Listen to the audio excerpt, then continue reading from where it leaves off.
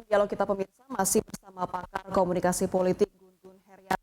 Mas Gun, yang saya catat dari percakapan kita di segmen sebelumnya ini ada dua hal yang akan dihadapi Jokowi, yaitu resiko ekonomi dan juga risiko politik dalam menghadapi tekanan politik representatif. Nah, apakah seharusnya dalam kondisi atau situasi sulit yang sedang dihadapi negara saat ini seperti kesusahan yang dihadapi dalam masa pandemi, ini seharusnya Presiden tidak mengandalkan afiliasi politik saja dalam mengisi kursi kekosongan menteri? Saya sangat setuju dengan pernyataan Mbak Anggita barusan dengan harapan publik. Jadi istilah saya itu Pak Jokowi harus tulus, punya komitmen untuk tidak bermain-main dengan harapan publik, begitu ya. Harapan publik sekarang tuh sangat tinggi, terutama ketika ada tekanan yang sangat kuat ya, terutama situasi pandemi sejak Maret 2020.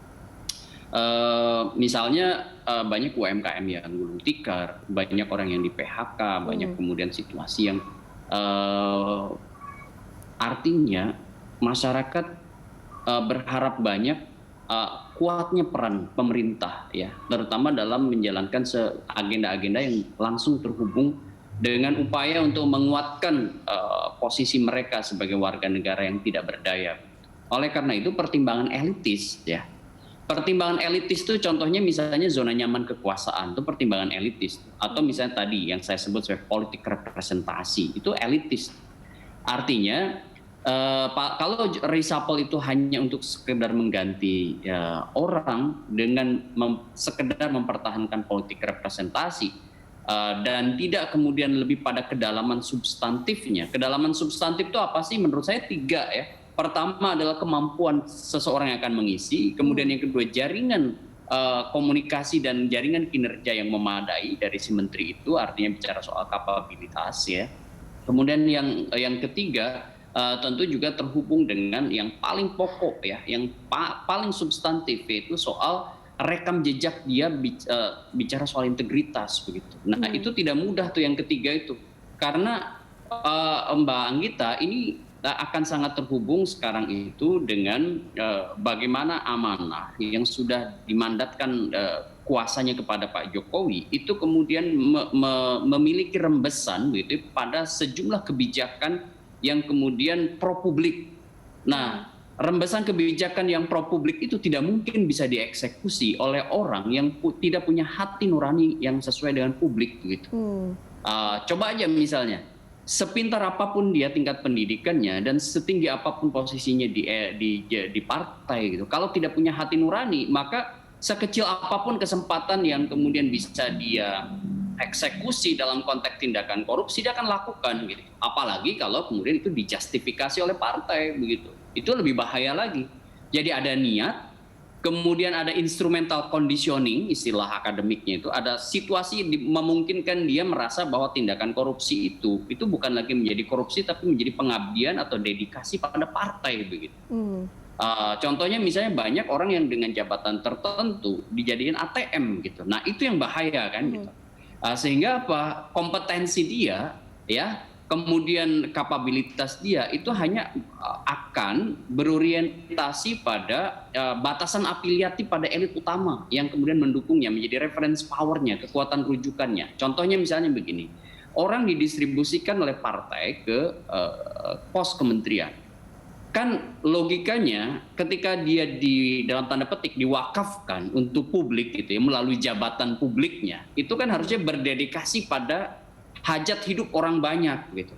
Tetapi gitu ya, misi yang sangat luhur ini terciderai gitu ya dengan kepentingan pragmatisme, terutama batasan afiliatif. Jadi bagaimana dia ingin menyenangkan, bagaimana dia ingin menaati, dia ingin mendedikasikan dirinya bukan untuk publik, tapi untuk sekelompok orang yang menjadi reference powernya, kekuatan rujukannya. Contoh misalnya, bagaimana dia akan diapresiasi oleh orang partai dengan misalnya mengkumulasikan ekonomi yang bisa dikasihkan kepada partai untuk kemudian berjalannya roda, misalnya operasionalisasi partai. Jadi di situ oversimplikatif gitu ya. Jadi peran yang harusnya jangka panjang membangun misalnya tradisi bagaimana orang-orang partai yang berada di jabatan pemerintahan itu justru mempertumbuhkan gitu ya, atau menumbuhkan, maksud saya menumbuhkan reputasi partai politik yang lebih kuat, lebih solid melalui kinerja yang kemudian akhirnya direduksi dengan menumbuhkan reputasi politik partai dengan cara-cara yang sangat buruk gitu ya. Misalnya ya itu tadi korupsi, dan korupsi itu biasanya kalau kemudian dilakukan tidak oleh orang yang sifatnya tunggal, melainkan biasanya berjamaah tuh, ya kan? Dan itulah kemudian dimulai dari biasanya jual beli pengaruh dari jabatannya. Misalnya karena sebagai eksekutor di kementerian, dia kemudian mengeksekusi sejumlah kebijakan publik. Misalnya seperti di KKP kemarin, kebijakan publik untuk mengekspor, ya kan, benur gitu. Dan itu kemudian menjadi pintu masuk bagi kroni gitu ya, untuk kemudian menggarap proyek-proyek di situ seperti ekspor benur itu.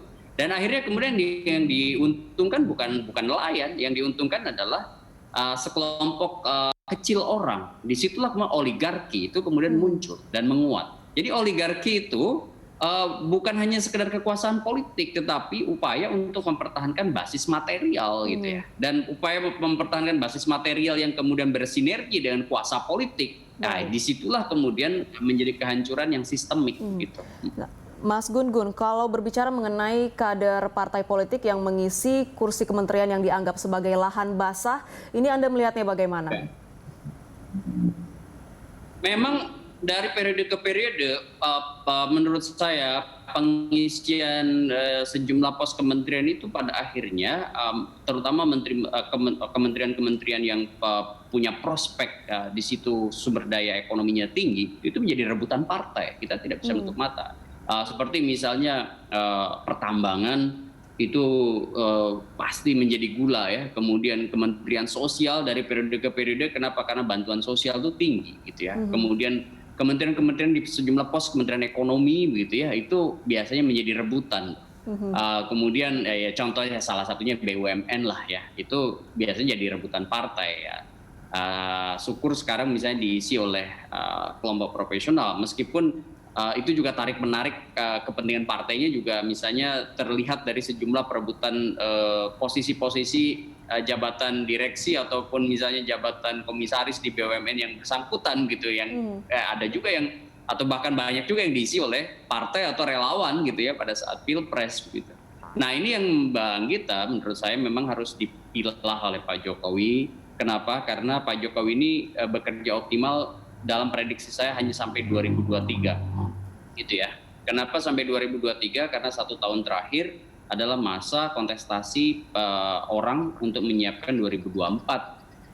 Paling tidak ya, menurut saya hanya sekitar 2,5 tahun lagi optimal lah kinerja kabinet ini. Oleh karena itu saya agak pesimis kalau kemudian pergantian orang ini hanya tambal sulam gitu ya. Bukan mencari akar substansinya, tapi hanya sekedar tambal sulam kekuasaan. Gitu. Baik. Apa artinya ini adalah momentum yang tepat bagi Presiden untuk mengisi kursi kementerian dalam tanda kutip dengan lahan basah tersebut dengan dari kalangan profesional non-partai, Mas Gun-Gun?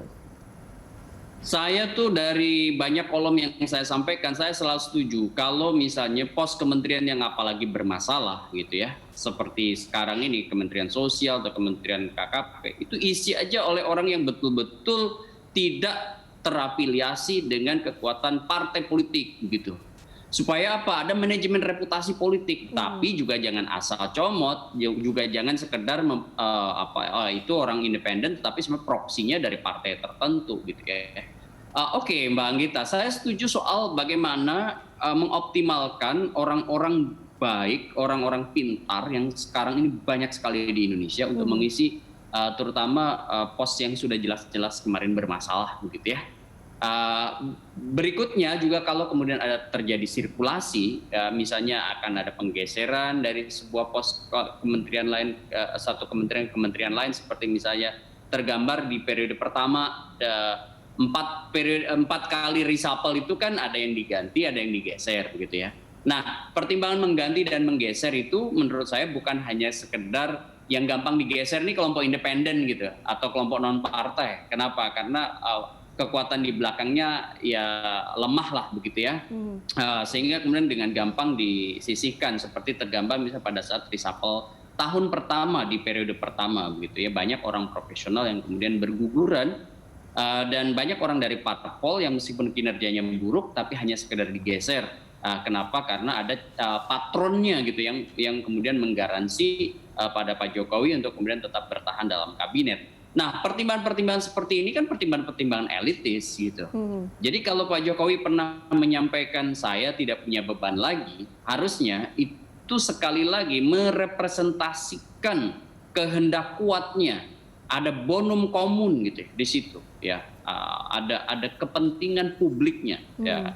Kepentingan publiknya yang kemudian tergambar dari eksekusi perombakan kabinet, misalnya melalui sejumlah figur yang sebenarnya bukan hanya acceptable, tetapi juga punya visi yang sama dengan Jokowi untuk memprioritaskan agenda-agenda publik. Kecuali kalau sedari awal Pak Jokowi memang juga menikmati ini.